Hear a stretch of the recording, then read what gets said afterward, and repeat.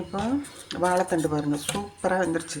ரெண்டையுமே நீங்கள் ஒரு டைம் போடலாம். ஒரு சிலர் பாசி பருப்பை வச்சுட்டு வேக வச்சுட்டு அதுக்கப்புறம் வாழைத்தண்டை போட்டு அதுக்கப்புறம் வெங்காயம் போட்டு தாளிச்சு எதுக்கு அப்படி பண்ணுறீங்க? எல்லாமே ஸ்ட்ரெயிட்டாக போட்டு விடுங்க குக்கரில்.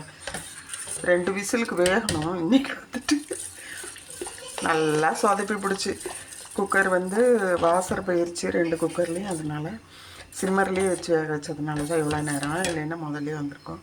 இப்போ தாளிப்பு கொடுத்தாச்சு. ஆனாலும் தேங்காய் எண்ணெய் வந்து மேலே கொஞ்சம் ஊற்றுறோம். அது வந்து ஃப்ளேவர்ஃபுல்லாக இருக்கும், நல்லாயிருக்கும். தேங்காய் எண்ணெய் லைட்டாக ஸ்ப்ரே பண்ணி வச்சிட்டோம்னா, நம்ம கடலெண்ணெய் ஊற்றி தாளித்தோம்.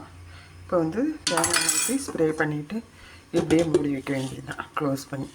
இது அடை தோசைக்கு நம்ம எப்படி அவியல் சாப்பிட்றோம் அது போல் இதை சாப்பிட்டுக்கலாம்.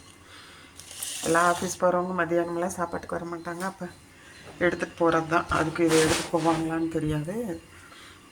அதனால் பெரும்பாலும் மார்னிங்கே கூட்டெல்லாம் பண்ணுறோன்னா காலையிலே பண்ணிவிட்டு அதை தோசைக்கு டெய்லி சட்னியே சாப்பிட்றோம். இது ரொம்ப நல்லது உடம்புக்கு. சாப்பிட்டு பாருங்கள்.